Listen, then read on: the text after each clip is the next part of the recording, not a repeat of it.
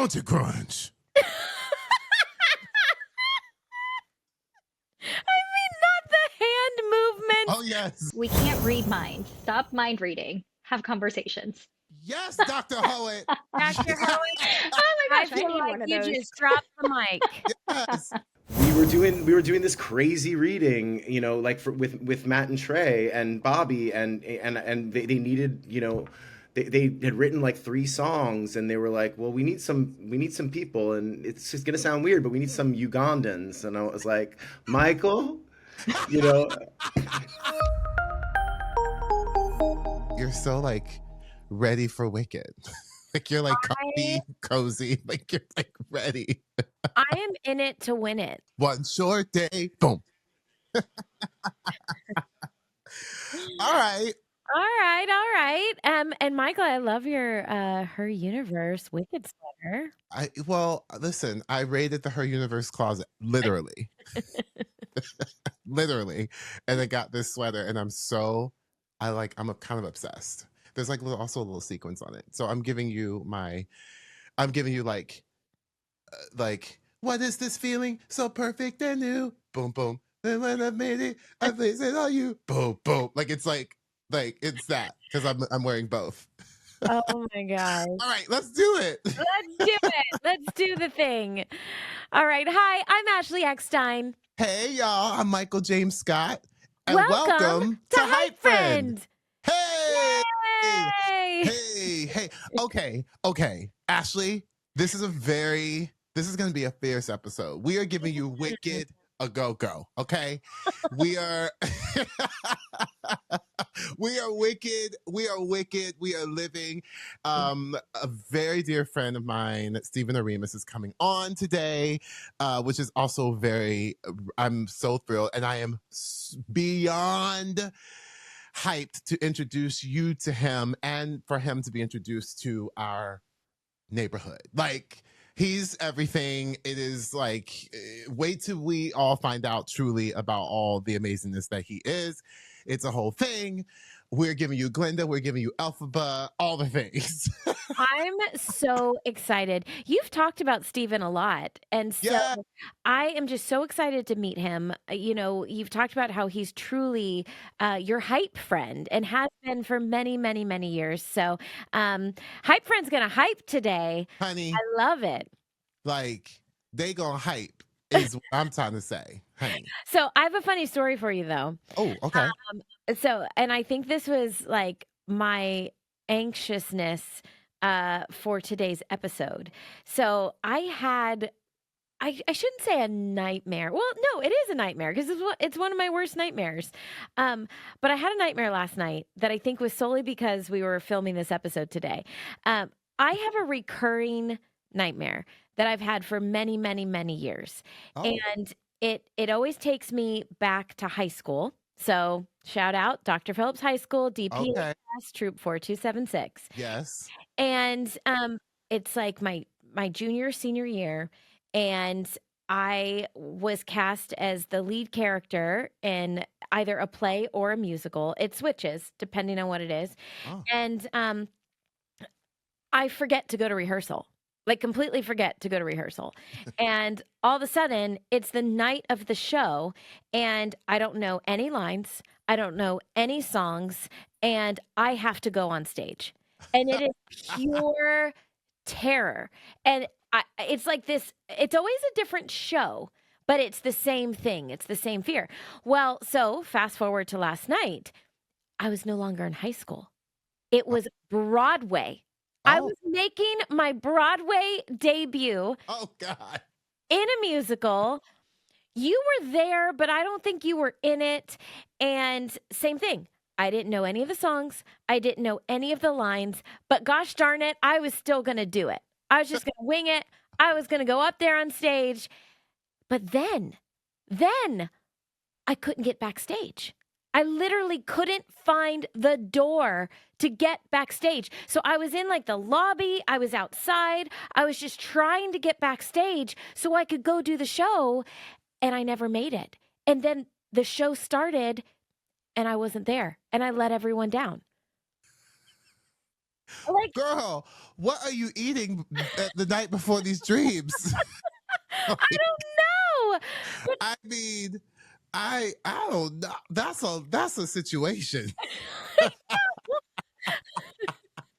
well, I'm super excited because we're going to also have a neighborhood drop in by our very dear friend, Dr. Ariana Hoet. She's the executive clinical director for the Kids Mental Health Foundation and a pediatric psychologist. I've got a whole lot to talk to her about today. We're going to talk to her about friendships inspired by Wicked, but also maybe I need to ask her about my dream. I mean, that's a very interesting. That's like, I mean, yeah, we gotta know what you eaten before, honey. We gotta figure out what is happening. Oh my gosh. My husband, aka the Peanut Gallery, is trying to tell me something. What? What? What did he say? My husband said. So I went to my niece's performance, actually 2 of them, and I'm such a proud aunt. They both were taking musical theater classes. Yes. And I'm such a proud aunt. I think they did a fantastic job. I mean, they could just stand up on stage like a scarecrow and do nothing, and I would be like, they're so good. But they didn't really know the dances. And it was the sweetest thing. But yes, that probably played into my nightmare. Well, you know, that's all. I mean, has that ever happened to you before, Michael? No, don't put that on me. How dare you? You get out of here. This is an outrage. Oh my gosh. I'll keep it away. I'll keep it away. You get that out of here. This is an outrage. I'm out. We're out. Okay. We're moving on. We're moving on.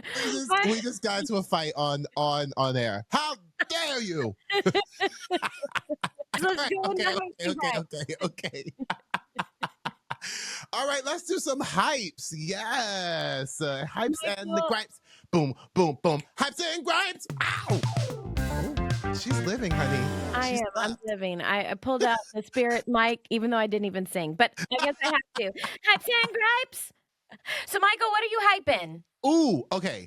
So I want to hype up. Okay, I saw this incredible Instagram story from a listener of HypeFriend podcast with co-hosting Ashley Eckstein and Michael James Scott. And it was by the handle Creatively Lori. I know Lori. You know Lori? Oh my gosh. Hi, Lori. Hi, Lori. Shout out to Lori. So Lori, she wrote, listening to the hashtag Ashley Bake segment on HypeFriend each week inspired me to make treats for my coworkers this week. 3 types of fudge, 80 individual packaged pieces, resulting in lots of smiling faces. Lori, girl, we hyping you up. That is so amazing. Oh my God. Okay, I'm clapping. That's so cool. Wow. Lori, that's amazing. Yes. I can't believe that Ashley Bakes is inspiring people to bake. Yes, girl. You are inspiring people, honey. Yes. What? Yes. Okay, Lori, I want to know. Obviously, it was good, but I mean, I want to know, what did your friends think? You know, part of the joy of baking is giving it to friends. I'm sure it was amazing because Lori is amazing at everything that she does. She's been a friend of mine for a long time. That's amazing. And she said lots of smiling faces. So obviously she made people very happy, which is very cool. Well, Lori, I need to know your recipe. Yes. What's your hype, Miss Ashley Eckstein? Okay, so I was so hyped this morning because I am booking a family trip to go see Wicked in the movie theaters. Yes. And it just made me realize I miss going to the movie theater. You know, we don't go to the movie theater enough anymore. And I used to go like once a week. That was what you did. You either went to Blockbuster and you rented a movie, or you went to the movie theater. Like, it was kind of such a common thing. Yes. And now I feel like it's not as common, especially with streaming. It's like the convenience of watching it at home, which is nice, but I love the whole process, the whole act of going to the movie theater, especially a movie like Wicked, because you dress up, you pick out your outfit. It's such a situation of what are you going to wear? And then you think about your snacks. Like, am I going to get popcorn? Am I going to get candy? Am I going to get a Coke? Am I not? Like, are you going to go to the dine-in theater where you can actually eat, like, like a full meal? And then the recliners. Oh my gosh, the recliners. And you need to make sure you get enough sleep, because if you don't get enough sleep, then you're going to fall asleep because the recliners are so comfortable. Like, it's such a pleasant experience. I love that. I'm excited too. And I love that we are also I booked a full family situation for everyone to see it on the Sunday of Thanksgiving.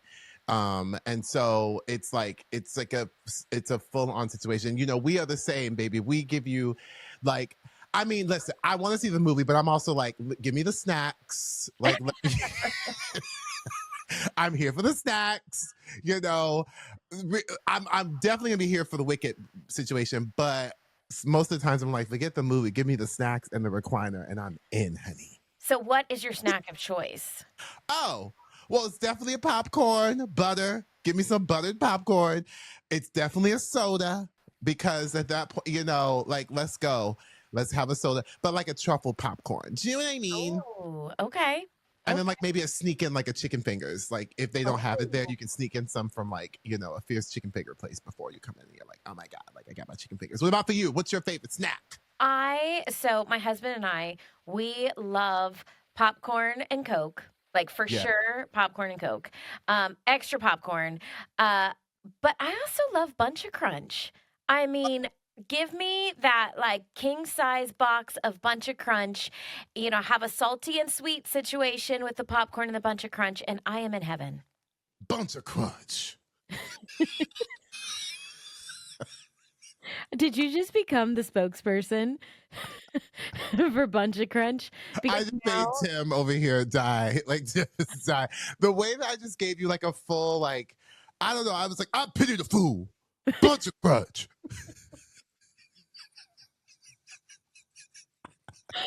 Oh my God. I feel like I just need a shirt that's Buncha Crunch. Do you know what I mean? It's ready. You know what? Yes. Next time I see you, Michael, I'm making you vegan, gluten-free Buncha Crunch. It's happening. Okay. Okay, but Michael, I do have a question for you. How often do you actually see the movie?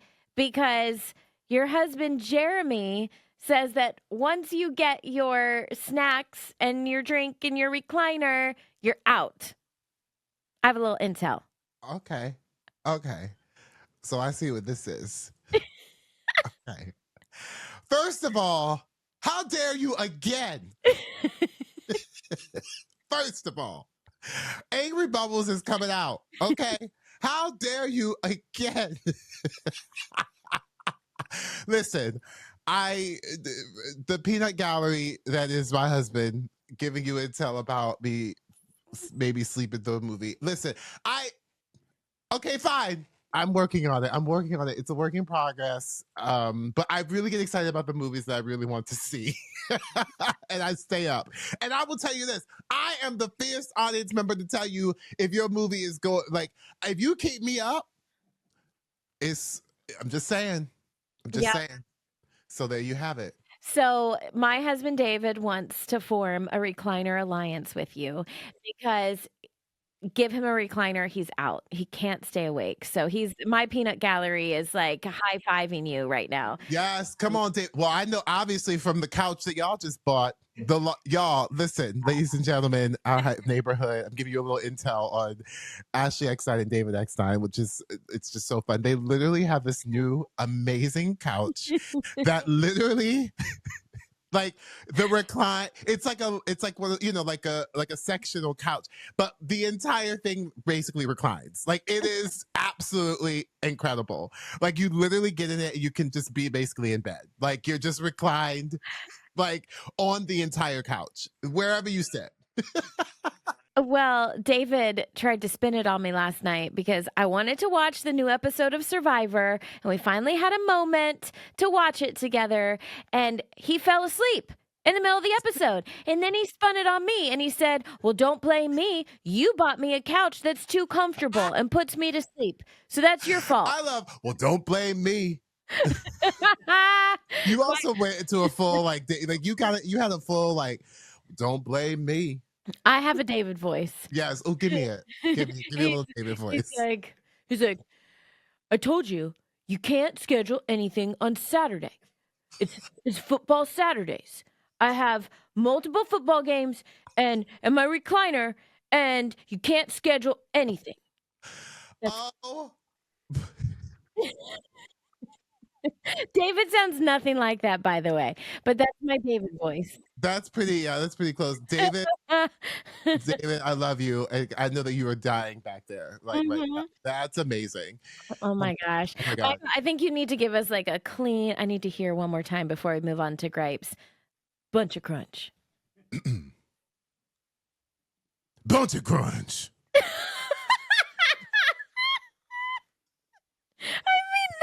Hand movement. Oh yes, with it.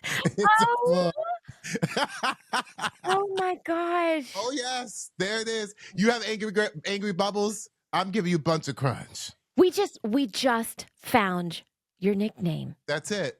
Buncha Crunch and Buncha Crunch. Angry bubbles but you're like Angry Bubbles and Buncha Crunch. Oh my gosh. Okay, well, how do we go into gripes after that? All right. What are you griping, Michael? Okay, gripes. Okay, so you know, it's interesting because we're into the full holidays season, all of the things, right? We're like giving you all the things. And there's an interesting thing that happens when I feel like you revert to your younger version of yourself around family during the holidays. Like, there's, I just feel like parents have this wonderful ability to always see you as a little kid, no matter how old you are and all the things. And you know what? I part of me loves that because you do feel it's like there's like protection, like you feel very comfortable, like all the things, right? And then it does change as you get older, and like some of the roles kind of change, and like, maybe you're cooking and not your parents, or your siblings are cooking and or your cousins, or you know what I mean, or your aunt and your uncles, like your grandma, like it's all very different. It kind of flows. So I don't know, like, how do people feel about that? I mean, you're right. We all do it. I can't think of anything specifically that I do, but I'm going to call up my husband because I love David's family. Like I won the lottery. I love David's family. I just won the lottery with my in-laws and brother and sisters-in-law. We're just all very close, and I feel very blessed to say that. Specifically, my sister-in-law, David is the baby of the family. And when he's around his family, he'll revert back to that baby role sometimes, and they'll massage his feet or scratch his back and clean out his ears. And then when he tries to ask me to do that, I'm like, no, go to your sister. Like I'm not here for it. You're like, Buncha Crunch. So I love, Michael, how the husbands are playing such an active role in today's episode. Very active. Your husband is telling me that the same thing happens with you, that, all of a sudden you want him to take care of you like your family takes care of you. So I think Jeremy and I are the same, and you and David are the same. Baby, the husbands are on a roll today. Oh my gosh. It's such an interesting conversation to have. And so, to our community out there, share with us, what is it like for you? Like, give us any insight. Cause there's so many great stories. And I also, we have a big family. Like when you combine Jeremy's family and my family, and I love my in-laws. Like we actually, you have great in-laws.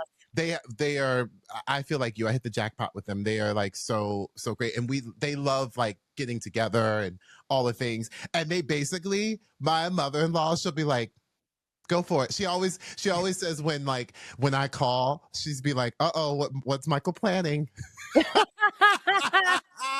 And so she'll be like, yes, just okay. What do you want? What do you want to do? Like, what do you want to like? So I love that. You hear and just so you all hear out there, my husband is saying that my mother-in-law is genuinely shocked that he married someone more bossy than him.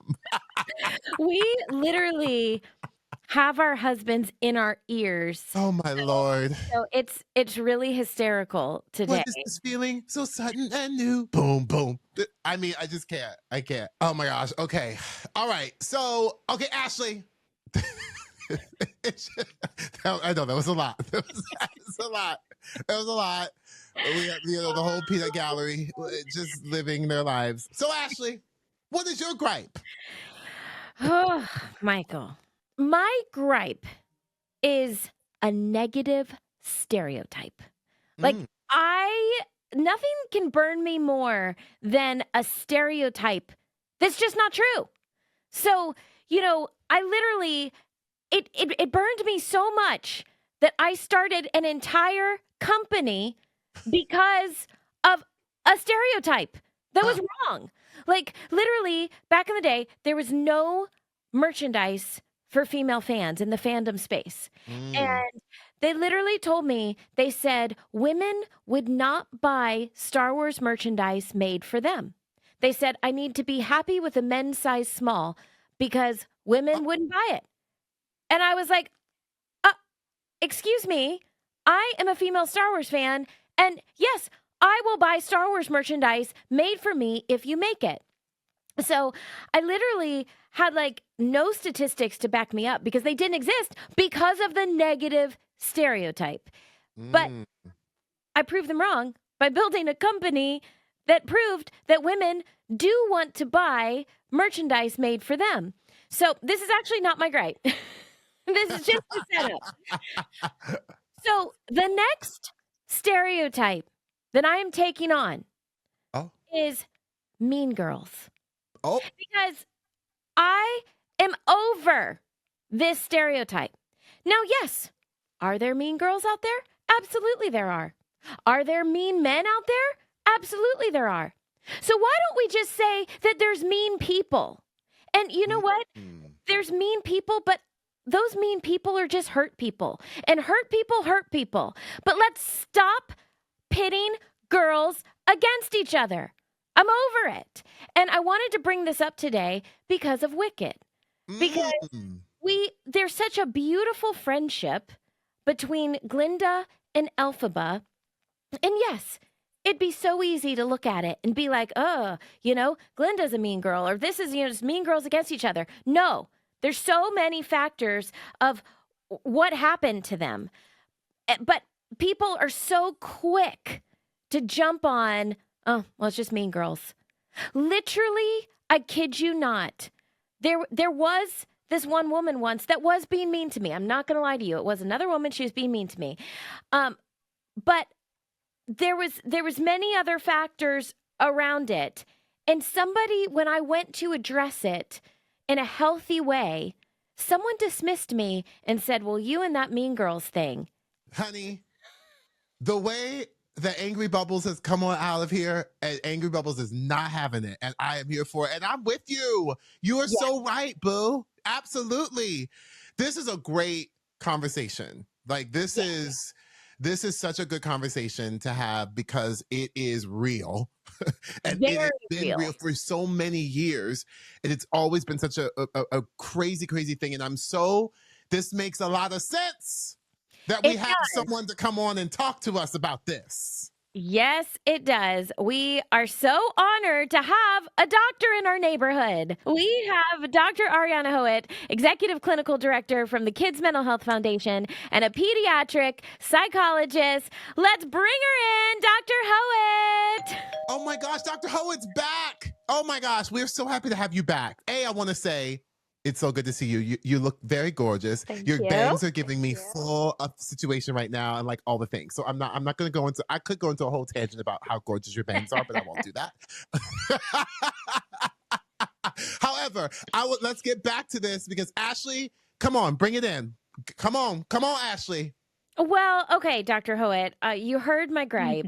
Mhm. Let's talk about that because, I want to lean into the beautiful friendship between Glinda and Elphaba, but let's start with this mean girl stereotype. I mean, am I right? Am I wrong? The fact let's stop pitting girls against each other. Let's stop saying, "Oh, they're mean girls." No, people can just be mean. People can just be mean, right? Yeah, absolutely. What we know when it comes to the differences between girls and boys is boys tend to be more physically aggressive when it comes to if I'm in a disagreement, if I'm a bully, tends to be more physical. Girls tend to be more the gossip, the verbal, hurting each other's reputations. And so I think that's a little bit of where that mean girl stereotype comes from. To your point, though, anyone can be mean. Not every girl is mean. And the problem with stereotypes are when we just accept it as the truth. They're not, Mm. right? And so Mm. saying like your experience with that woman, well, it's a mean girl. What do you mean? Like, no, if we see a person making a mean behavior, we have to correct that. We don't just accept it as that's how they are. So when I hear you say, especially as a pediatric psychologist, my first thought is, well, no, if a child is mean, we have to teach them. We have to correct them. We can't just accept it as that's how they are. And what about the fact that, I mean, to me, and you've taught me so much about this, I always like look deeper. It's not, if someone's being mean, you either have to teach them, especially if it's a child, or oftentimes if they're hurting someone else, it's because they are hurting. Mhm. Where does that meanness come from? Yeah. Yeah. What you just said, right? So they're either seeing it and replicating it. Most of the times, kids learn by watching, or they are hurting, and it comes out. If you are not able to regulate your emotions, you are more likely to be mean at other people, to act out at other people because you're so angry or upset. It's just harder to make better choices.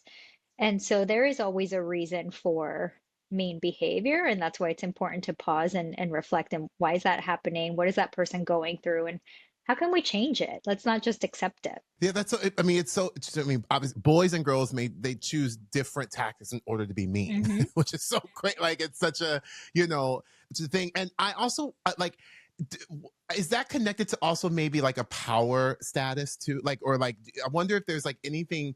Is there anything connected to sort of like this sort of power thing? Like, because Hmm. for example, I think of like when if we say like Glinda and Elphaba, like would say let's just sort of like go into this, like there's a social like Alpha begins with none, like she's an outsider, and then like Glinda is like this is a social like capital like fierceness, right?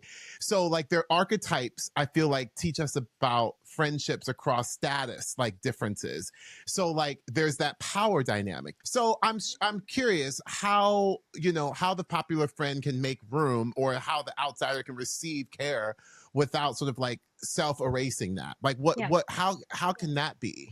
Well, yeah, 100% what you said about power. One thing we always call out for adults to look out in children that may be bullies is, are they overly concerned about what others think about them?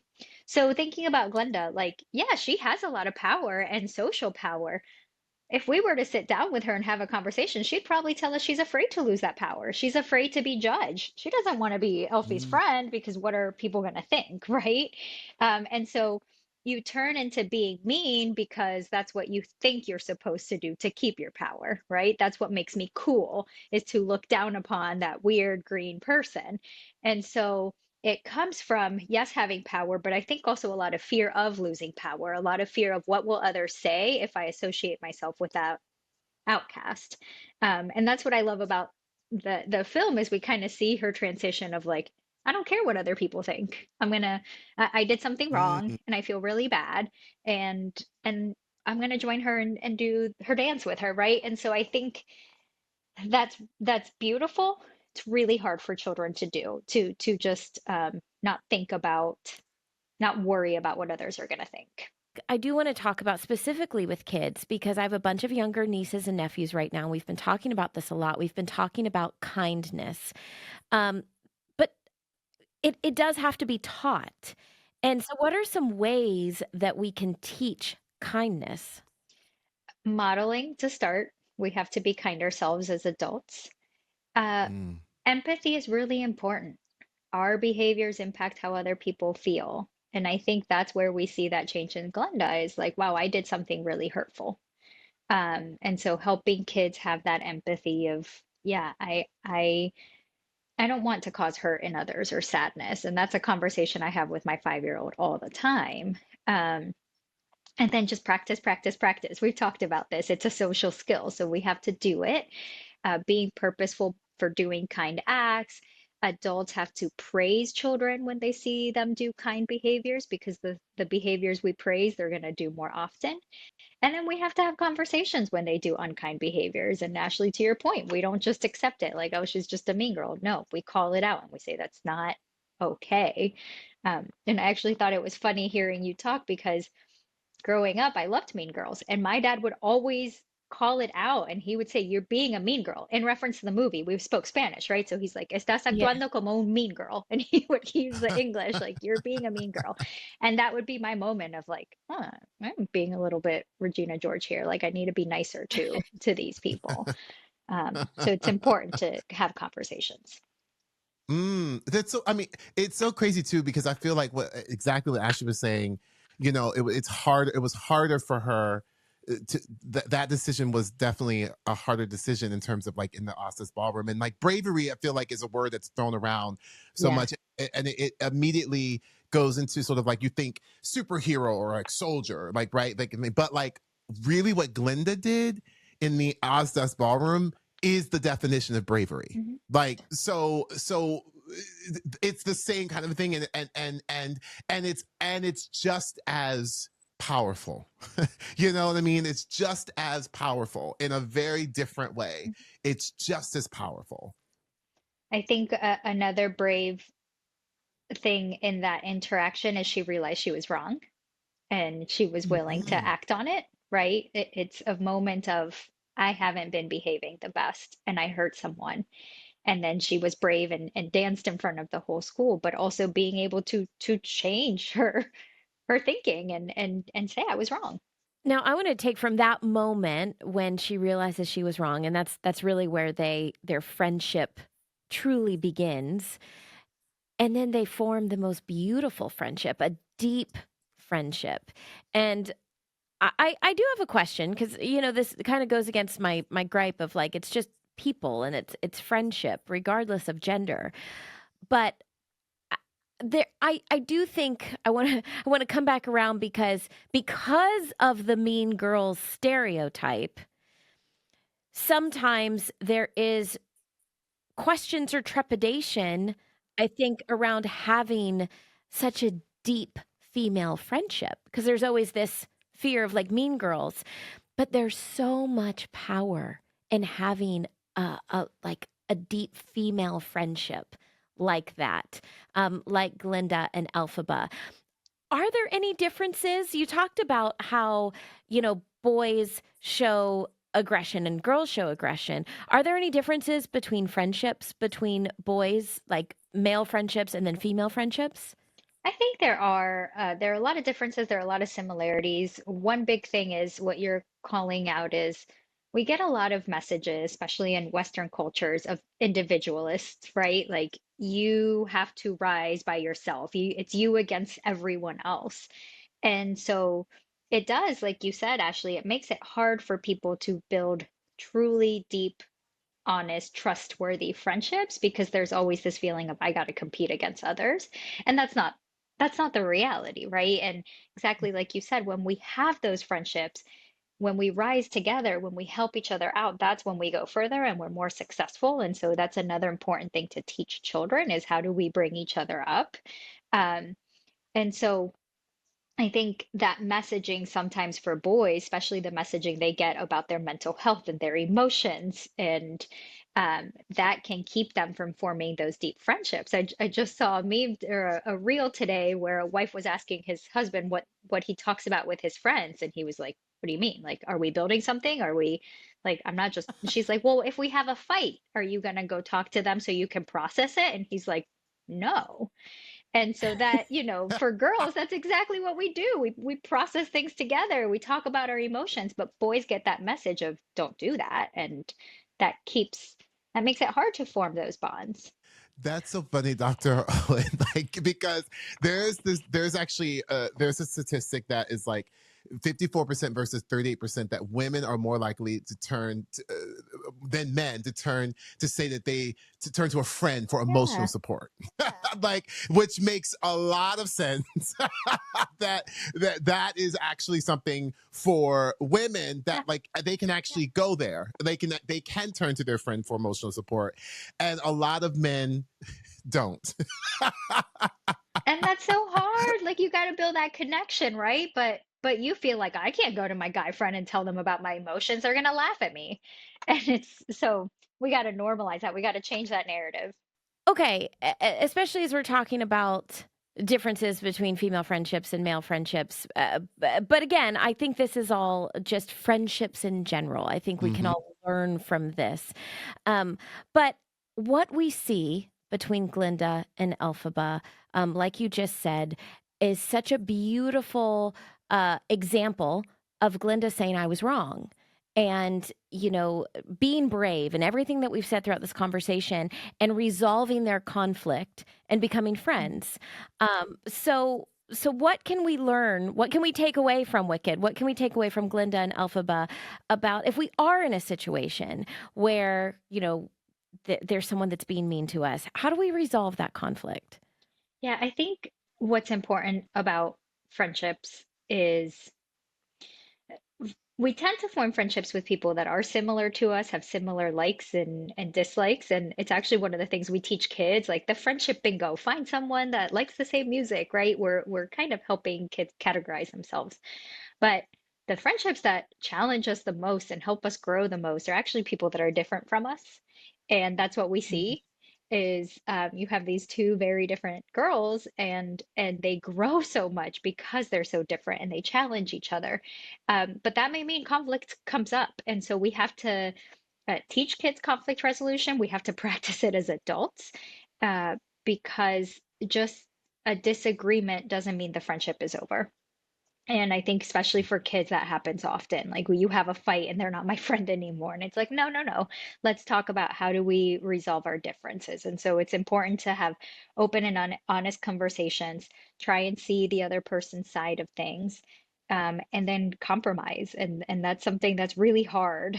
I work on it all the time with my 5-year-old. Like, how do we meet in the middle? What do you want? What do I want? It's actually always really surprising when I ask her, what do you want me to change to be better? What would make this situation better? What could I do different? I never expect the answer she gives me. Like yesterday, I said, "We're fighting all the time this week. What can I do better?" And she said, "I want to cuddle more." It's like, okay, sure. Oh, Wow. So we have to ask. We can't read minds. Stop mind reading. Have conversations. Yes, Dr. Hoet. Dr. Hoey, Oh my I gosh, I feel need like one of you those. just dropped the mic. Yes. I love that. Yeah, you better come here with your bangs and your emerald green and lay it down for us like this. Yes. Oh, I love it. Yes. I love it. Oh my Oh, gosh. This well, is so Dr. great. Hoey, Actually, I'm so thank happy that you. you like brought this up and like we went into this because this and that we got to have and, you just so happen to be good friends with this incredible, amazing woman, Dr. Ariana Hoet. So there's that. I need to come Oh my on here once a gosh. week to just feel better. Well, Dr. Hoet, thank you for dropping in. We needed your wise advice, and thank you for being our friend. Thank you so much for Yes, having thank you for me. being our friend. Boom, boom, boom, boom, Buncha Crunch. We love you, Dr. Hoet. Thank you, Bye. Dr. Thanks for Hoet. having me. Goodbye. Oh, God. gosh, I love that drop in. That was everything. Yes. I love her. Love, love, love. Oh, Ashley, thank you for introducing us to her. I love that you were like, I'm just gonna share my gorgeous, amazing doctor friend to everyone. Well, you know what? Speaking of Wicked, Dr. Hoet has changed me for good. Mm. And I mean that. I'm not just saying it because it's a pun. The way that Dr. Hoet just so patiently and kindly teaches me. She's always there to answer my questions. She's always there to, help whenever I need help. She's taught me so much about mental health. She's taught me about my own mental health. She's taught me empathy, compassion, like just all the things. What you see is what you get with her, and she's changed me for good. Yes. But that's beautiful. I feel like that's the perfect segue to Yes. friends who have changed you for good Yes. because Stephen has really changed you for good, and I'm so excited to meet him. Like for good, period. Like he literally has changed me for good as well. I love this theme, and it is real. Like it happens to fit within the wicked of it all, but this is real. Like you said, how Dr. Hoet has been for you. Stephen Oremus has been like this in my life. So I am so ready to share and bring him in to our neighborhood and for our audience, our community, to meet him and really get to know him. So are you ready for this? Are you ready, Miss Ashley Eckstein? I have my microphone. I am so ready. Okay. All right, here we go. Today, we welcome a true architect of musical magic, a man whose orchestrations don't just underscore emotion, they create it. He's the two-time Tony Award-winning musical visionary behind Wicked, The Book of Mormon, Kinky Boots, Frozen, and Avenue Q, just to name a few. Trust me, there's many, many, many more. His arrangements have lifted voices, shaped legends, and defined what modern musical theater sounds like. And now he's bringing that genius to one of the most anticipated musical films of our time, the cinematic reimagining of Wicked. Yes, the world that defined gravity on Broadway has soared into the big screens, y'all. And at the heart of it, guiding every harmony, every heartbeat, is Stephen Oremus. From orchestrating Elphaba's anthems to building worlds out of melody, his fingerprints are all over the soundtrack that will cast a spell on a new generation. If it's dazzling, moving, or makes you want to leap to your feet in applause, chances are the gorgeous, amazing man that is Stephen Oremus had his hands on it. Please welcome the brilliant Stephen Oremus! Wow. That was the most amazing introduction I've ever been given, so thank you for that. Well, we're here to hype you up. That is, you live up to your name here. Yeah. We love you. Oh my gosh, Stephen Oremus is in the building, y'all. Is in the neighborhood, is here. It is so gosh, it's just so amazing to have you. We are so honored that you are here, and I am so happy to finally introduce you to my good friend Ashley Eckstein. So Ashley meet Stephen, Stephen meet Ashley, Stephen meet our community, all of it. Oh, it's so nice to meet you, Stephen. Likewise. I've heard so much about you. Thank you. Same. And yes. I've heard specifically, it's just not even about how amazing you are, but about your friendship with Michael. Yeah. I think that's so special. So I want to get into it. I want to hear all about it. Well, that's many years now, right? Over 20 years. Let me set the stage, and then I want Stephen to get into it. So Stephen and I met when I was, a lovely little, star to be like I'm in Annie with my suitcases packed coming to New York City. And I auditioned for my very first Broadway show. I went to an open call, and this was a show called All Shook Up. And it was the music of Elvis, all Elvis music. It was a jukebox musical of all Elvis music. Stephen Oremus was our musical director, music supervisor, all the things, right? And Stephen was in the auditions and was a part of the team that gave me my first Broadway show. Okay, that is how we met. That's officially the official meeting, the meet and greet, if you will. And thus our friendship began. I'm going to start by saying Stephen Oremus may be one of the biggest hype friends, period. I think as in the Broadway, not just Broadway community, but the like film, TV, all of it communities, that the entertainment community. Stephen is one of those people who champions you, and I have been very fortunate enough to be championed by this incredible man multiple times, and I know I am not alone. But that's how we first met, and this is a man who is all about collaboration, all about a team effort, because that is his job. It really encompasses all of that. But that is how we met, right, Stephen Oremus? That is correct. That is correct. And that, I mean, that experience bonded us for life. That all shook up. I mean, all of us. And I met my husband doing that. I mean, Yep. you know, there's so many great things happened. 20 years ago. Stephen and his beautiful husband Justin Bohan. Shout out to Justin Bohan. Whenever there's usually a post, yearly on their anniversary, and there's like an old school photo of the two of them from back in the day, and I always comment, no matter, like, this has been from like Facebook to Instagram, because we've been friends that long. Like, so it's like I'll always comment, I was there. I remember. You were there. It is true. I was there. I remember. But Stephen, so, let me just ask you, when you hear the word HypeFriend, what does that mean to you?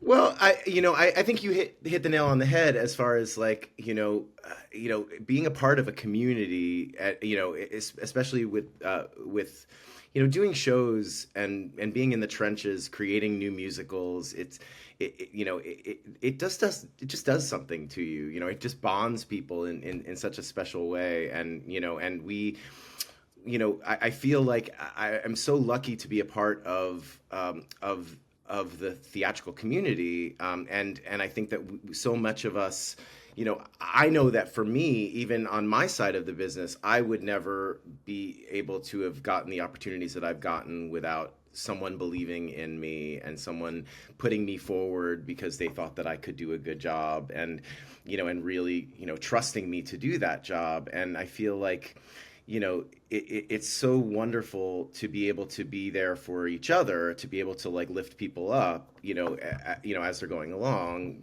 Because I couldn't have done that without the people that did that for me, and I'm so grateful for it. And I do think that, like you said, like it's just and Michael in particular, like it's like we were doing this crazy reading, like with Matt and Trey and Bobby, and they needed They had written like 3 songs, and they were like, well, we need some people, and it's just gonna sound weird, but we need some Ugandans. And I was like, Michael,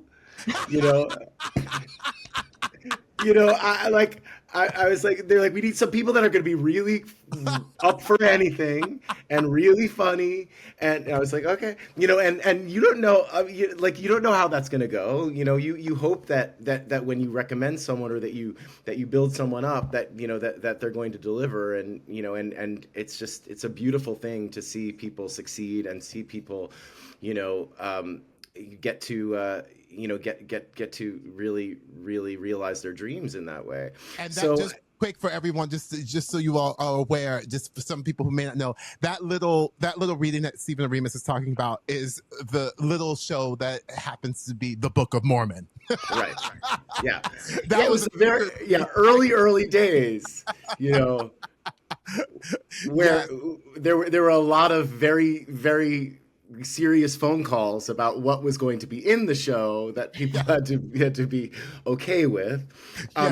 But and we just, anyway, but the point is, I really do feel like, I've tried to do that for a lot of people and colleagues, and I'm not always in the position to be able to hire someone or to be able, even on my music teams and whatnot. But I really like to be able to help people out, in telling my story. I think that all we can do really is kind of share our journey, and kind of you know, everyone's journey is so different, and for me, you know, I try to I try to be as generous with my time as possible to be able to you know, to do that, even if it's just like, well, here's what I did. I don't know if it'll help you, you know, and it's a really wonderful thing when you're able, when all of those stars align and you're able to kind of take that trip together, which we've gotten to do on many occasions now, you know. Yes. Well, I love that you bring up the journey, and I love that you bring up people opening doors for you. I say that all the time. I was so fortunate to have people open doors for me, and I'll never forget it. A high up executive at NBC, he really opened a door for me, and I was profusively thanking him, and I said, thank you, thank you. He said, Ashley, it's okay. He's like, I was happy to open the door for you, but you have to be the one to walk through it. That's right. And I'll never forget that. But I want to go back to your journey, because Mm-hmm. you talked about your journey and how people opened up doors for you. Mm-hmm. So I'd love to hear more about your journey, because what we see today is the force, literal force behind the music for Wicked, but it didn't start there. So what has your journey been like, and what have you learned from other hype friends who have helped you get there? Well, I'd also like to say that I'm one of many pieces of that force, but Oh, yes, yes, yes. I'm very honored, you know, to think that my arrangements have lifted it. But I will say, you know, well, I mean, it really goes. I mean, it's a very the short version of the story, which I will give you, is you know, I was just doing what everyone else was trying to do, like trying to pay my rent, and I was playing classes and I was playing auditions, and you know, I was just trying to. I was lucky to not be working any kind of retail or jobs outside of music, and I was able to use my skills to be able to make, you know, make a living. So I was doing as much of that as possible, and I was going off and doing like little shows, and I was doing summer stock and regional and whatnot. And I shouldn't say little. I mean, they were huge gigs for me at the time, and I was just happy to be kind of, you know, in it and doing my thing. And it got to a point, probably it was like 25 years ago, really, like literally 25 years ago, where I did a show. Sorry, I got the opportunity to be the first, the music director on the second national tour of Rent. I got to take over, and it Wow. was a huge deal. I had auditioned, and they were like, "Great, you're leaving in like 4 days," and I had to like pick up my life and go. And it was in 1999, and it was literally like the show was still like, you know, taking over the world, and it was transformative, and it was really amazing. And I had the opportunity prior to that to have met a composer by the name of Andrew Lippa, and he had seen a show that I had worked on, and had kind of introduced me to this new show that he had done called The Wild Party, which you may have heard of. And Yeah. yes, the off-Broadway one. And so anyway, long story longer, I literally I was not selected to be the music director of his show, and I was, you know, and they asked me to, you know, be the assistant and whatnot. And finally I took this Rent job, and I called him and I said, listen, I can't stay in town and assist on this. I was like, I literally have no money. Like, this is the most money that I've ever been paid in my life. I have to take this job. And he said, I totally understand. You know, we're going to do a workshop. I'll let you know how it all goes. And amazingly, like the show opened in Boston, Rent opened in Boston, and someone, the company manager came to me and he said, the producers want to meet you. And I said, I went over and I met the producers of Rent, Jeffrey Seller and Kevin McCollum, and they were like, you know, they were very kind to me, and they were very, you know, they were very effusive. They said, you know, we've never heard the show sound this amazing, and thank you so much for all your work. And I said, oh my God, thank you.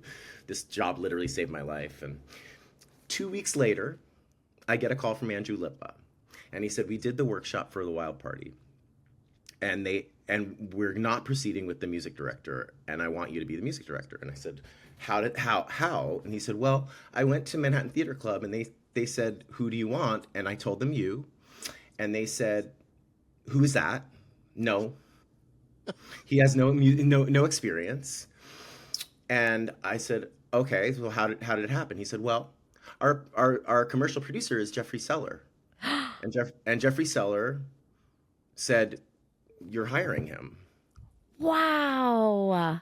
Because he did an amazing job on Rent, and he's really, really good, and you should hire him. And so these two people being in my corner, like literally, it was the big bang for me. Literally, that show, which you know, and that was my first show with Adina Menzel.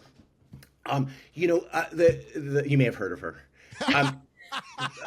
But anyway, like that show was how, and that was how I met Stephen Schwartz, who then asked me to work on Wicked, and that show then led to my arranging, orchestrating, and music directing Tick Tick Boom off Broadway, the original Tick Tick Boom, which was the first show that I got to arrange in New York. And then, you know, and then I went on to work with all of those people. You know, Jeffrey and Kevin then asked me to do Avenue Q. You know, all of this just kind of like it was like this very, very fast explosion of the beginning of my career.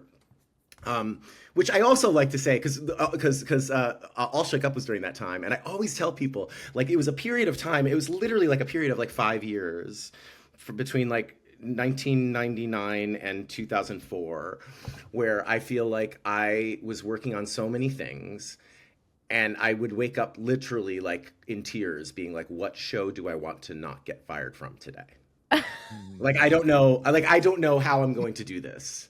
Like, it was just like, it was like All Shook Up was being developed like, it was like literally like 4 or 5 things that were all happening at the same time. And I don't know. I mean, like, you know, I guess chalk it up to youth and adrenaline and passion and excitement. But I thrived in that atmosphere, and I got through it all, and some of them ended up being pretty amazing. They all ended up being being amazing, I should say.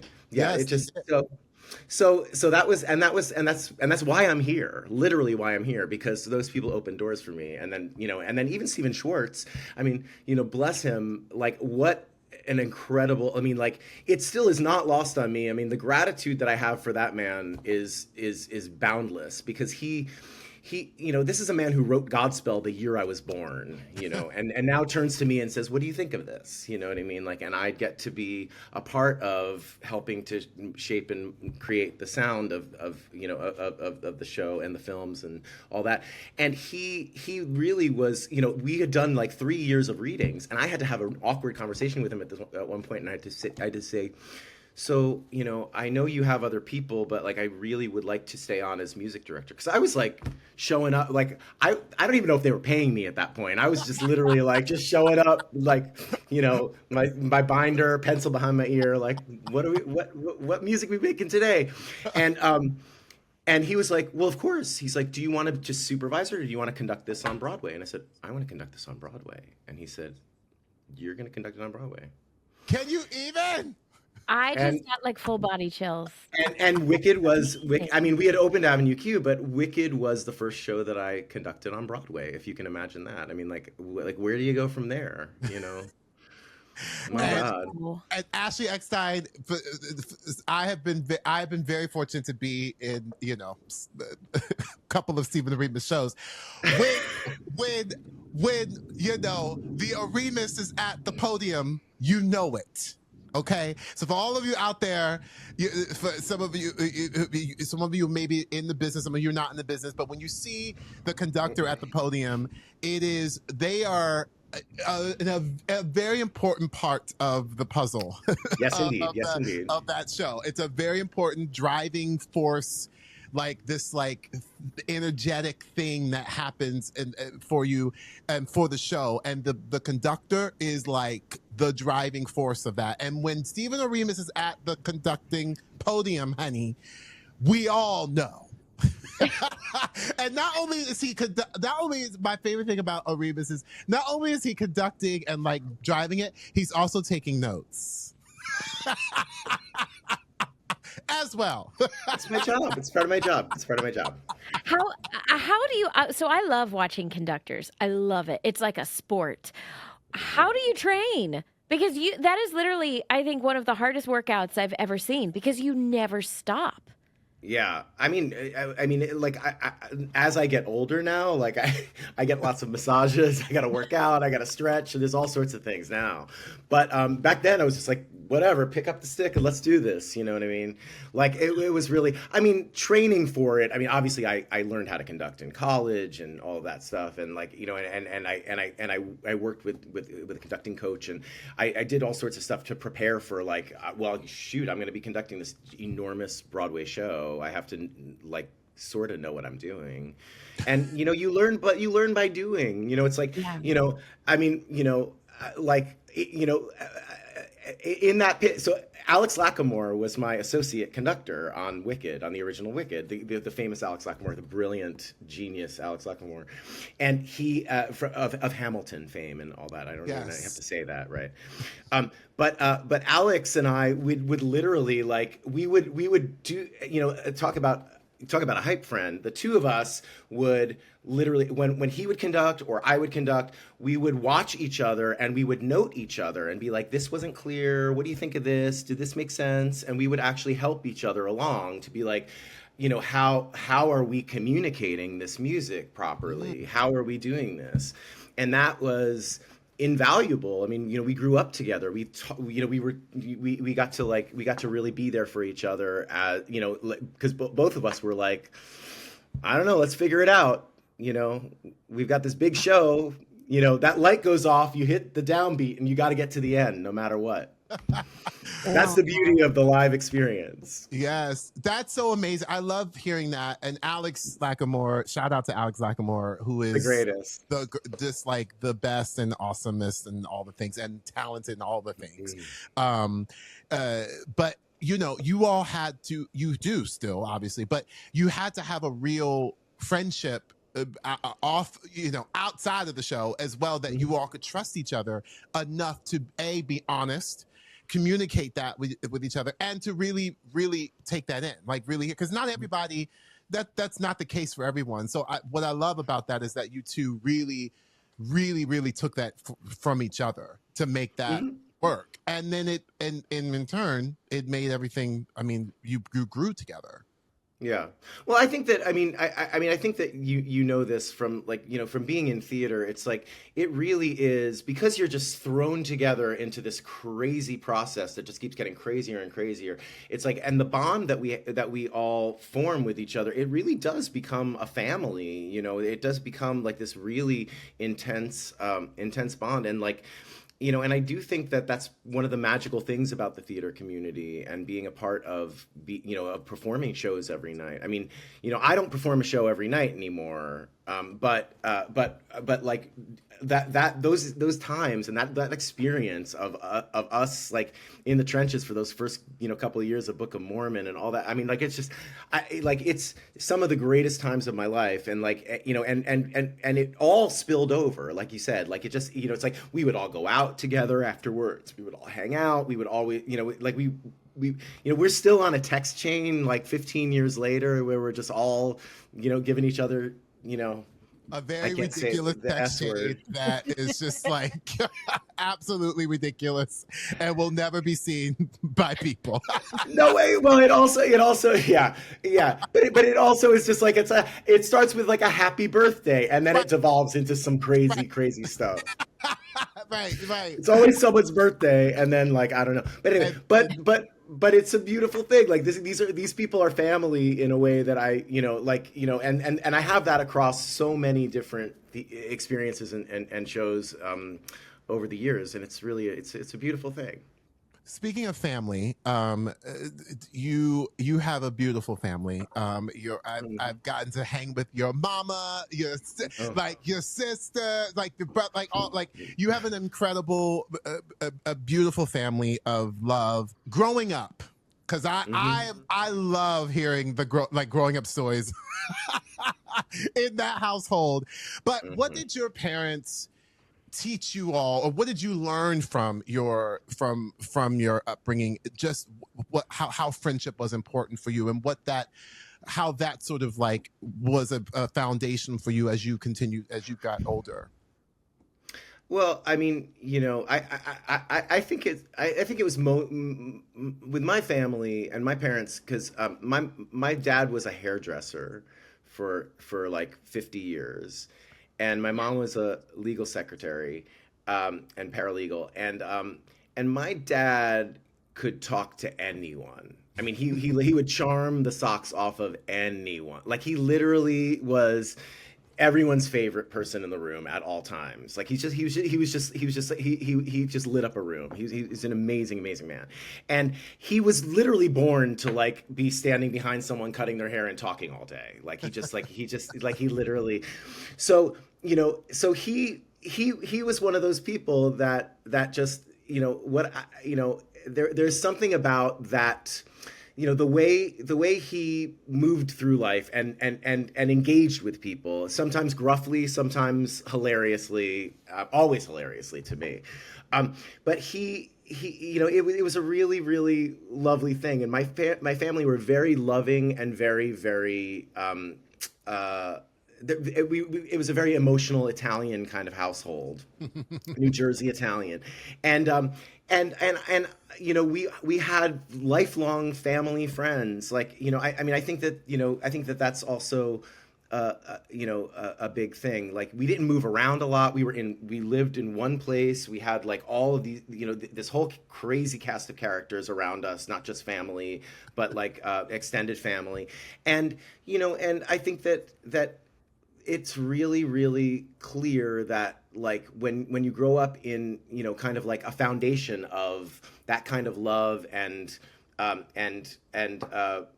joy, and have like, I guess, like, just more like a lengthier time of knowing that you have like you have all these people in your life for years and years and years and years. It just I cherish so many people that I have such long-term relationships with, and now I get to think about how my daughter is going to grow up, and we moved out to New Jersey. We moved back out to New Jersey, near where my mom and my sister are, and my sister has two kids as well, and it's like I called them last night, and like I FaceTimed my husband, and like he's at the table. They're playing like a massive game of Rummy Cube with the whole family, and like it's like everything, and to me, like, family and friends and the extended family that we've created, and we have the amazing Ashley Brown like 5 minutes away, and our daughters are a week apart and are the best of friends, and have Oh, sleepovers all the time, The two and together. I mean, it is so man. So it's really, yeah. Oh, did you see them in the Taylor Swift sweaters? Did you see? Oh I yeah. gotta say, I guess I'll oh send you the pic. my I mean, gosh. it's crazy. Yes. Anyway, so so it's just like we literally made a change in our lives after the pandemic to bring more of that into our lives, right, as a Mhm. family, and to have that for my daughter, because I think it's really important. I mean, the more I thought about it, I mean, I had to get past myself, because I was like, I'm in the city, we have this gorgeous apartment, I'm never leaving, cut to like packing the bags, you know Justin was like, we're out, and I was like, and you know what? Honestly, I really, really love it. I really love being just outside of New York City. I love being able to have that group of family and friends, with my daughter, and with my, I feel like it's a really, really great place to grow up, and where we are and all that. And it's really, it's important to me to like to be able to pass that along. And so I guess the ridiculously long answer that I just gave you is, as far as the friend thing, to me, it's the family and friends, and the extended family of the friends that we have are the most crucial of it all. And we really want to build, you know, that not just for her but for us. Like, it's a really rich, wonderful life. What's so clear to me, meeting you for the first time, and we bring this up time and time and time again on HypeFriend, and I feel like we can't bring it up enough, is the word genuine. And it's so clear that you are genuine. You're genuine in your care. You're genuine in your friendship. And I think you need that. You need that genuine trust.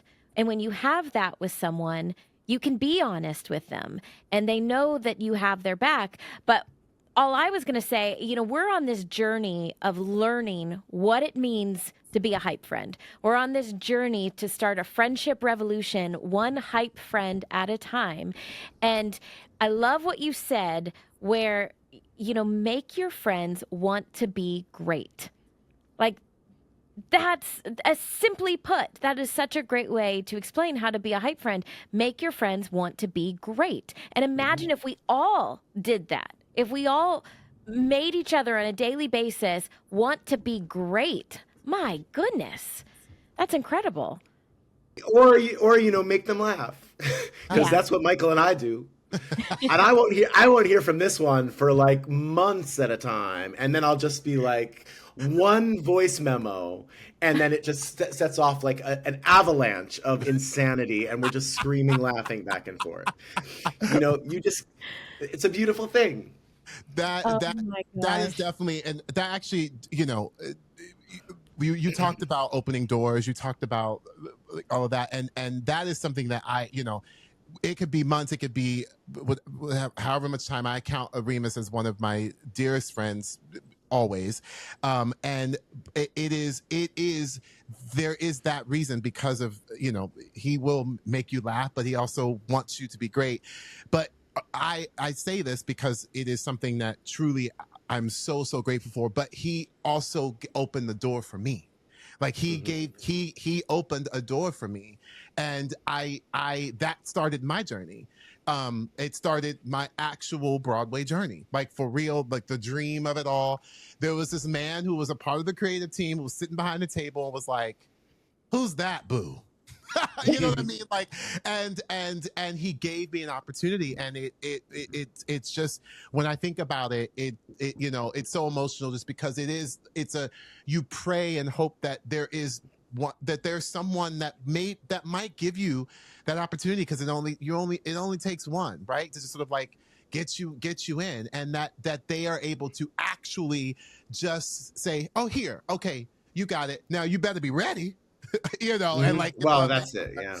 but it's something I just want to say it out loud, because it is, I cannot say it enough how many, I feel like, other people he has opened the door for, and just because of who he is and the position he's in, and it's always out of love. It's always out of a place of true, like, I just want to like help. I want to, like, you know, yeah, come on, give you a chance. He also talked about how the fact that you know, he doesn't always have the ability to like to hire, you know, everyone. But I will tell you this: he always champions you. So whether or not he has the ability to do it, he will champion that person or people, and put that championship, if you will, within the ears of maybe producers or the people who are hiring specifically for that. And that is, again, the ultimate hype friend.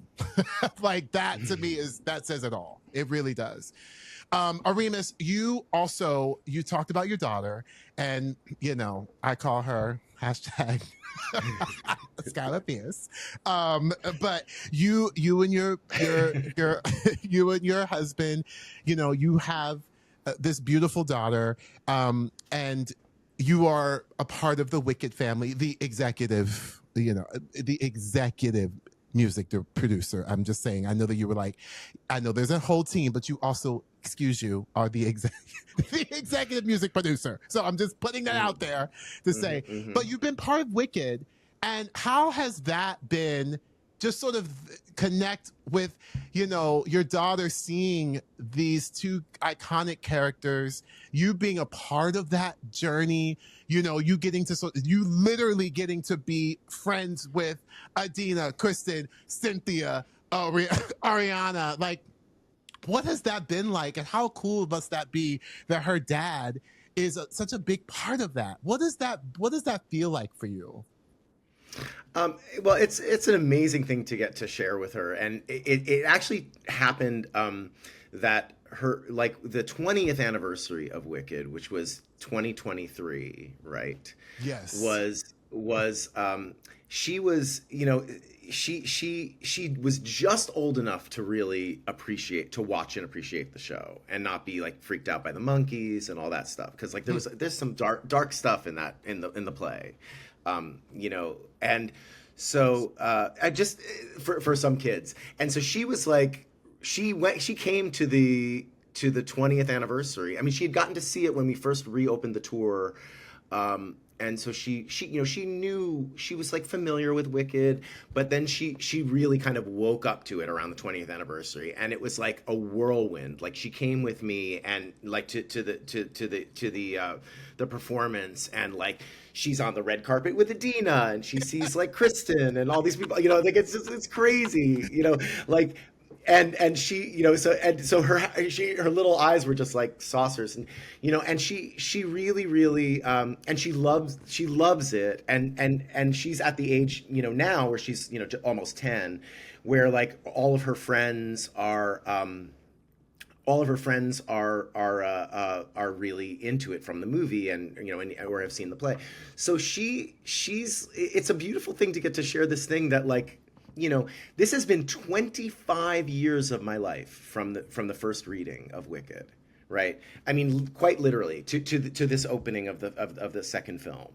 So it's an incredible journey for me, and to get to share that with her is just a really beautiful thing, to see her discover it, and to, you know, to have her, you know, get that experience. And you know, she's not an, you know, she does not have she has a very very different perspective, because, you know, she gets, you know, like voice memos from, you know, from Ariana Grande, you know, like on my texts, like, 'cause I'll send a picture, she'll be like, oh my gosh, you're so cute, like, this is so great, you know, and so she's really really great. I will tell this one cute little story. Like, there was on her birthday, for her 9th birthday, she had a bunch of girls sleep over, and there was like 9-year-olds were all at my house, like doing a big sleepover, and they were going to watch the movie of Wicked and all that,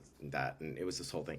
And this was in May, and so I was in my studio / office on a Zoom call, and Skylar came in, and I happened to be on a Zoom call with Cynthia Erivo, because we were preparing for this Jesus Christ Superstar concert that we performed at the Hollywood Bowl, and it was on Skylar's actual birthday, and Skylar came in, and Cynthia goes, "Oh, Skylar, what? It's your birthday! Happy birthday! It's so wonderful!" And there was like a ring, like, around the doorway, where all these little girls peering in, being like, "Why is she on that screen? Like, you know her?" Like, it was crazy. It was crazy. And Skylar's like, "Thank you so much," and they like skipped off and they did their thing. Miss Cynthia here, listen to what she did. It was so sweet. So we finished our call, all of a sudden, you know, all this stuff, and the girls watched the movie, and all of a sudden, 2 hours later, the doorbell rings, and some guy this guy is at the door with these 2 giant bags, and he's like, "They said it's from Cynthia?" And it was cookies and candy and sweets and ice cream and all this stuff for the girls for their birthday party. Oh my god! And these girls were like, "Elphaba sent you these. It's crazy." Wow. I was like, so, like I said, like, you know, what a special, incredible experience that my daughter gets to have this, you know, this very different experience of knowing these women personally, and these beautiful, incredible souls, you know. And we were at the screening the other night, and we were going to sit down, and we're walking up the stairs, and coming down the stairs is this whole entourage, and all of a sudden, as we're walking, and all of a sudden, like she was in front of me, and all of a sudden I hear Skylar, and it's Ariana grabbing her and like just be like, I'm just like, oh my God, like, you know, it's like it's the sweetest, most wonderful.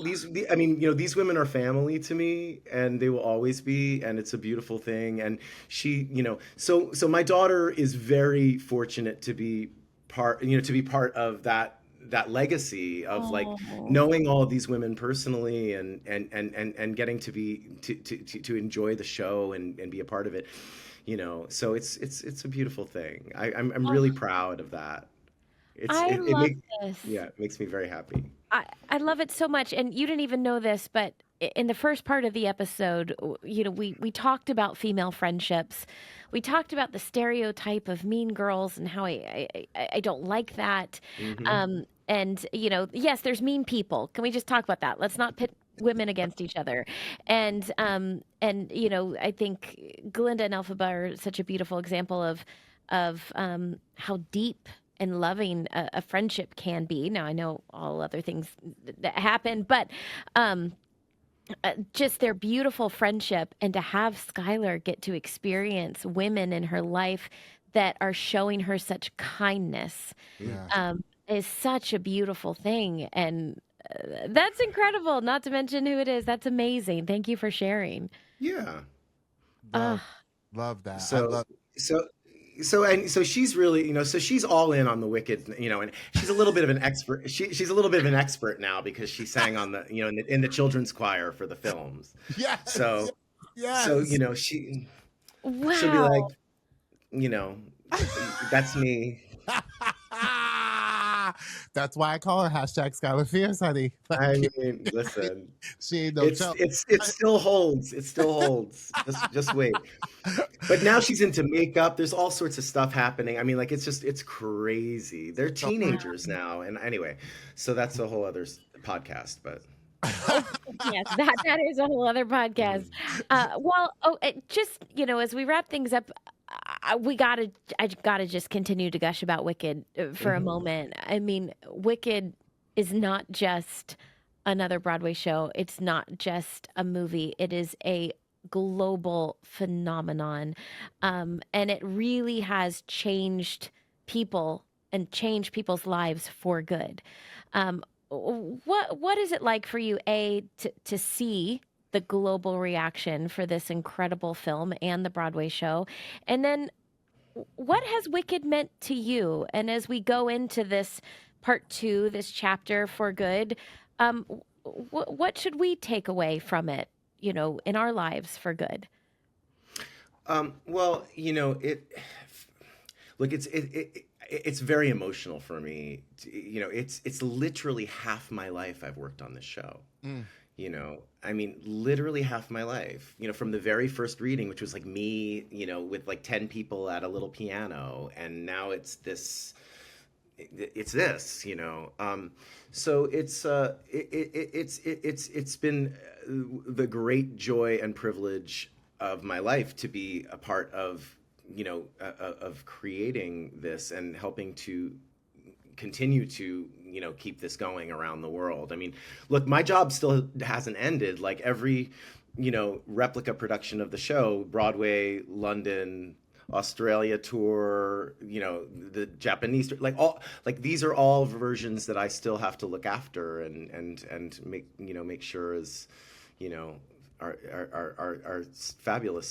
So I love it so much, and it really talk about changing your life for good. I mean, like it was the seismic, you know, massive thing for me as we were talking about at the beginning of my career. You know, for that to be my first Broadway show to conduct alone, you know, like that's, you know, it's massive. So I think it's a, you know, it's a beautiful, it obviously speaks to people in such a deep way. And it is, you know, and I think that you'll see, but the movie itself is, you know, it's so beautiful, and I'm so excited people are finally able to get to see it. And I'm flying to London this weekend for the premiere, and you know, there, and it's just it's so, you know, it's really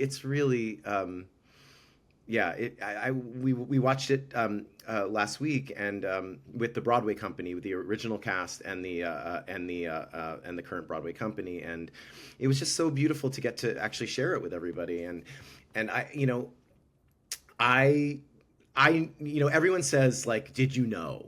Right, when I started working on the show, did you know it was going to be this special? I was like, I am the wrong person to ask, because every song Stephen Schwartz played me, I was like, oh my God, this is so beautiful. Like, I loved everything. Like, I love his music. I love it. Like, he's a genius writer. I was like, so to me, like, it's not a surprise at all. Like, it is. I mean, I guess the surprise is that it just keeps going and going and going, and people keep getting more and more excited about it. And it's a beautiful thing that that still to this day, 20 years later, that it's been running on Broadway, that people are discovering it. Like, it's crazy to me, that, like, people hadn't seen it. So the movie is reaching a whole different audience, and it's, and honestly, the movie is the movie. The movie is not the play on Broadway. They are two totally different works of art. Yep. In the most beautiful way. And, but as one of the only people, other than, Stephen Schwartz and Mark Platt, that worked on the original, and Winnie Holzman, that worked on the original production, that are a part of the film, I will say, like, it really honors the story so beautifully in such a new, exciting way. And, and I feel like it's, you'll see. I guess, you know what I mean? Like, it is, talk about hype friends. I mean, Elphaba and Glinda, my gosh, especially, Ultimate. especially how, yeah, Friends. Just wait. Remus, you missed. We both actually, Ashley and I both talked about earlier in the episode that we both got tickets for our families. We're taking them all to see it during, like, we have it for Sunday, the Sunday of Thanksgiving. We have it's already done. Like, it's the full families. Everyone's going. Ashley was getting her. She was getting her tickets for her family. They're like, we have already. Everyone is ready. I'll expect texts. I will get the texts. Oh, you yeah. You did the first one. I was like, this, like, I was screaming, like, in the voice memo to you, like, and then of course Ashley, when his name comes up on the credit, I was like, that's a Remus, that's a Remus, like, all of it. I will say this because I just feel like people take for granted the sound that you helped create with, just because I feel like it's become so ubiquitous, but it really defined an era, and it really, and it continues to. So I know that you probably, I mean, you hear all the things all the time, but just taking that in and taking in the fact that you are part of that is, like, epic on so many levels. And as your friend, it is incredible to get to watch and experience and see. And I always feel like those of us who are friends with you, when that does come up, we're always like, yes, that. And it also happened to someone who is insanely kind and beautiful and a loving person. So it's just there's so many things to be excited about and hype you up about, but take that in, because boo, you are a part of that. Oh, thank you. It's all right. Dropping the mic. Is what it is. Is what it is. Also, thank you. You're gonna the Wicked One Wonderful Night, amazing special that people, obviously it's amazing, and you were the music director for that one, correct? Yeah. Yeah. I opened the show conducting it. You'll see. Like, it's a shot of it's crazy. Oh my gosh! You mean? You mean? Are you being immortalized again? Because Ashley, I don't know if you know this. Stephen was immortalized on South Park as a full character in an episode, conducting the Wicked Orchestra. Conducting the Wicked Orchestra. Yeah. So it was. Yeah. It was many years ago, but it was right after we opened Book of Mormon. Bobby, Matt, and Trey wrote an episode of South Park. You can look it up, called Broadway Bro Down. And it was Stephen Schwartz was in the episode, Andrew Lloyd Webber was in the episode, Sondheim was in the episode. I mean, Elton John. It was crazy. And you're in the episode. I am Agree. in the episode as the conductor of Wicked. Although Oh, Spider-Man flies in and knocks me down, but they made it clear that I was not murdered, so I could show up again. I don't know. oh my God. Oh Well, my gosh. Stephen, I know I just met you, but I literally there's something about HypeFriend. It makes me emotional to hear people's stories, and you are great. Like I'm so happy for you.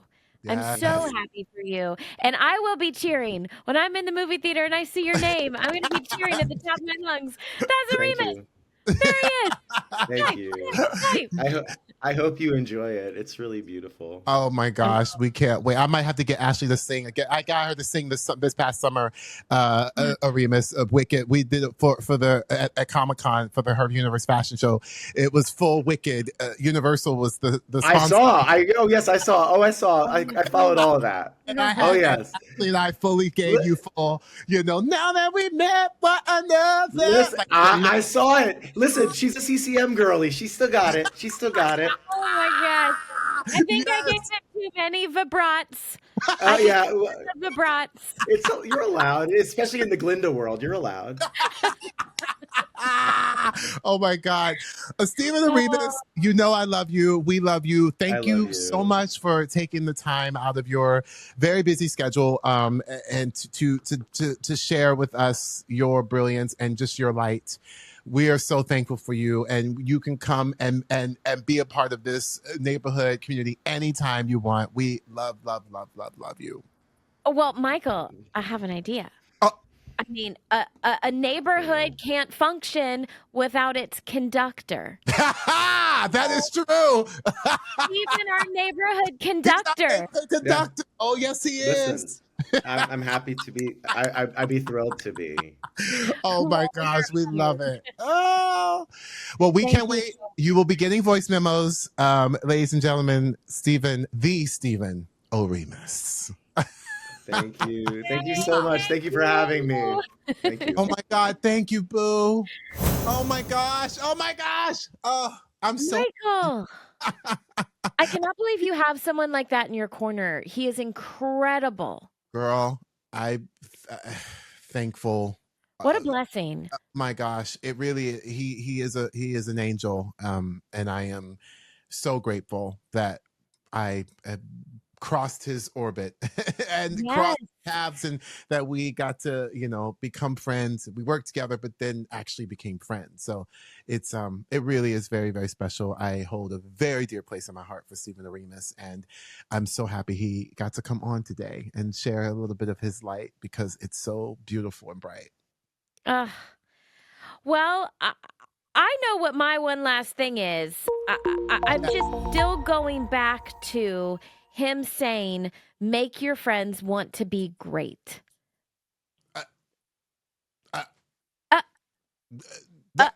Literally, that is the one. That is it.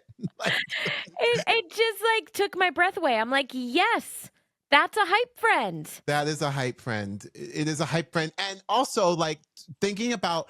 I mean, it's like a full circle of the Wicked of it all, and in terms of with Glinda and Elphaba, and both of them, just we fully we dissected the whole their relationship this episode, which was really fun to kind of do and really tie it into friendship, because it's real, and it's really cool to get to see that and then really talk about it and how it can relate to all of us and what we can learn from. But if you could do that for someone like it in your life, like period, like that, I mean, that is the definition of a hype friend.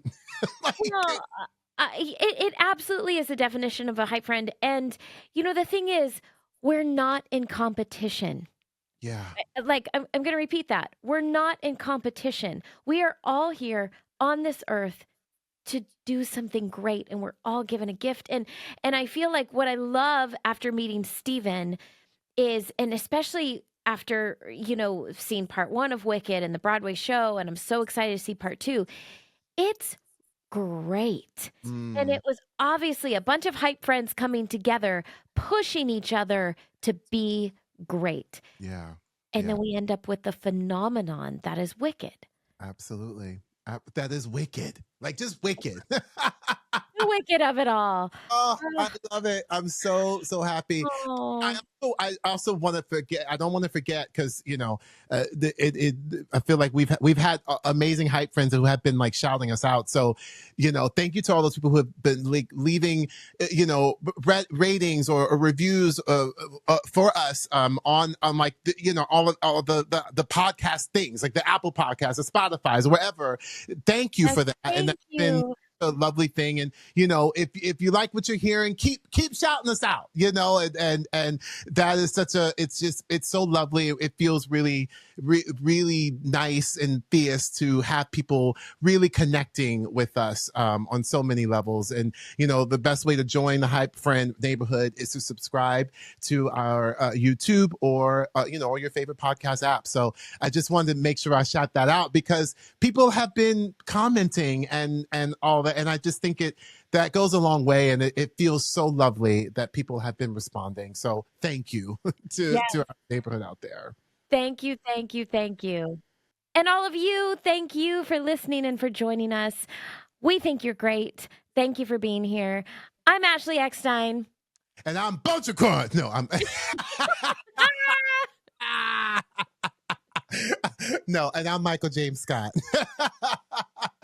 And remember, be a hype friend. The hype starts with you.